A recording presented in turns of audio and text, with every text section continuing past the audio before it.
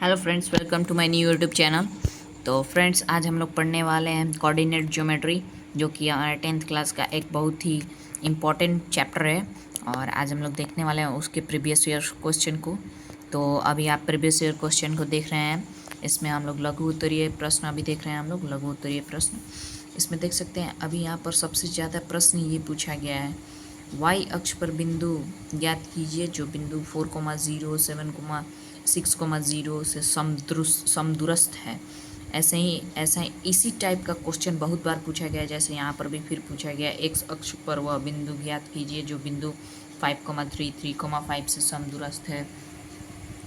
फिर यहाँ पर भी पूछा गया है एट्थ में कि फिर वहीं वाई अक्ष पर फिर 9 भी ऐसा ही टाइप का क्वेश्चन है। तो आइए ऐसे क्वेश्चन को हम लोग सॉल्व करना सीखते हैं।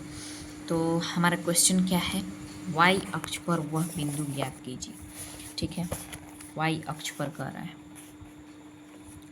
तो हम लोग वाई अक्ष के, अगर हमारा क्वेश्चन आता है ऑब्जेक्टिव में कि what is the equation of Y axis, तो वाई एक्सिस का हमारा इक्वेशन क्या होता है, वाई अक्ष का समीकरण क्या होता है।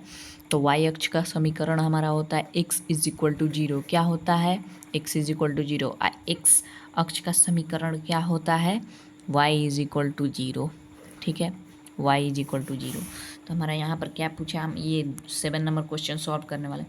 x अक्ष पर, तो x अक्ष का हमारा समीकरण क्या होता है, x अक्ष का समीकरण हमारा होता है y इज इक्वल टू 0। तो हमारा x अक्ष का कोऑर्डिनेट क्या हो जाएगा, कोऑर्डिनेट हमारा हो जाएगा y इज इक्वल टू 0 है ही, और x दिया गया है। तो यहाँ पर हम लोग कर देंगे x कॉमा y कितना है 0। y हमारा बाद में लिखाता है, x पहले लिखाता है। ठीक है, तो हम इसको ऐसे कर दे रहे हैं। और फिर यहाँ पर ऐसे हम लोग समझने के लिए करते हैं कि हमको समझ में आए थोड़ा। और इसको हम एक पॉइंट मान ले रहे हैं, मान के चलिए हम इसको ए पॉइंट मान ले रहे हैं, इसको ए पॉइंट मान ले रहे हैं। और एक और क्या है, जो बिंदुओं 5,3 और 3,5 क्या है, दो बिंदु है 3,5 और 5,3। तो हम पहले कौन सी बिंदु है 5,3, यहाँ पर बी को मान लेते हैं। यहाँ पर एक बी बिंदु मान लेते हैं जिसका कोऑर्डिनेट है 5,3 और सी का है 3,5।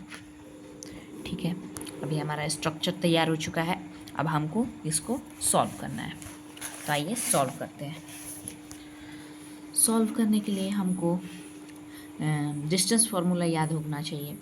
तो डिस्टेंस फार्मूला हमारा लगेगा ए और बी के बीच में दूरी कितनी है, तब उससे हमको एक्स मालूम होगा। समदूरस्थ कर रहा है, समदूरस्थ मतलब ऐसी बिंदु जो ये दोनों से बराबर दूरी पर हो, बराबर दूरी पर। मान के चलिए ये कह रहा है कि ये और ये दोनों बराबर है आपस में क्या है, दोनों बराबर है।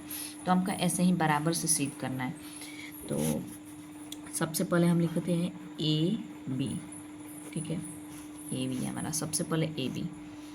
तो ए बी में हमारा आएगा, आपका डिस्टेंस फार्मूला क्या होता है, x2 माइनस x1 का whole square plus y2 minus y1 का होल स्क्वायर। ठीक है, is equal to A C. अब ए सी क्या लिखते हैं, ए सी का भी सेम डिस्टेंस फार्मूला होगा, x2 माइनस x1 का whole square plus y2 minus y1 का होल स्क्वायर। ठीक है, तो अभी हम ए बी के बारे में देख रहे हैं, ए बी के बीच में।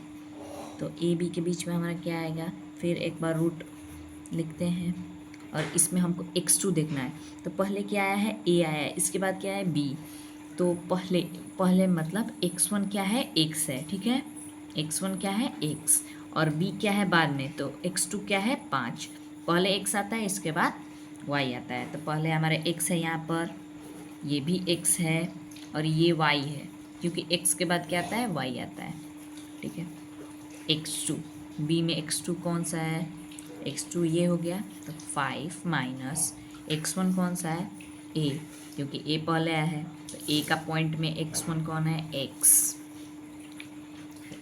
Whole square plus y2 minus y1। तो हमको इसमें y2 कौन है, पहले कौन आया है, a। तो इसमें इसका पॉइंट का y क्या हो जाएगा, y1। और बाद में क्या आया है, b। तो b का y क्या हो जाएगा, y2।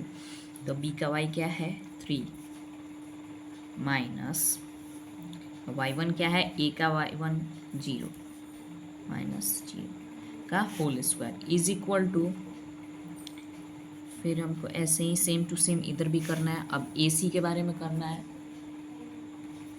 AC के बारे में करना है। तो A का आपका वैल्यू क्या है यहाँ पर, A का y का वैल्यू, A का x का वैल्यू x है, ठीक है। A का x का वैल्यू आपका x है और C का x का वैल्यू 3 है। तो C का x का वैल्यू हमारा क्या हो जाएगा, x2 हो जाएगा। C का x का वैल्यू x2, A पहले आया इसलिए इसका x का वैल्यू x1 होगा। तो हम x2 यहाँ पर कर रहा है, तो C का वैल्यू क्या है, C का x का वैल्यू क्या है, C का वैल्यू जो x है उसका क्या माना है, x2। तो 3 माइनस x1 क्या है, x का होल स्क्वायर प्लस और y2। A का y क्या है, y1, C का y क्या है, y2। तो हमको क्या लेना है, पहले y2। तो C का y ना y2 है, तो यहाँ पर 5 माइनस y1 क्या है, 0, 5 माइनस 0 का होल स्क्वायर। अब हम लोग इसको ईजिली बना सकते हैं। अब इसको a माइनस बी के होल स्क्वायर का फॉर्मूला लगाना है। a माइनस बी का होल स्क्वायर का फॉर्मूला क्या होता है, a square plus B square minus 2ab।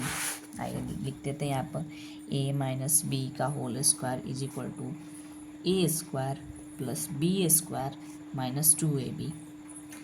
ऐसे फार्मूले जितने भी हैं, a प्लस बी का whole square, A Q plus B Q, A square plus B square, ये सब आपको जितने भी फार्मूले सिंपल, ये सब फार्मूले, ये सब आपको याद होना चाहिए, तभी ऐसे 10th के मैथ आपसे बन सकते हैं, नहीं तो बहुत कम ही चांस रहता है ऐसे बनने के लिए। तो अभी हम लोग फिर से यहाँ पर करते हैं, a माइनस बी का होल स्क्वायर में हमारा a ये है और b ये है, ठीक है। a का मान 5 है, b का मान x है। आइए x square a square plus B square minus 2ab। 2ab का मतलब क्या होता है, 2 इंटू ए इंटू बी। इस डॉट का मान मतलब होता है इंटू, इतना तो आप सब जानते ही होंगे। तो 3 माइनस 0 क्या हो जाएगा, 3।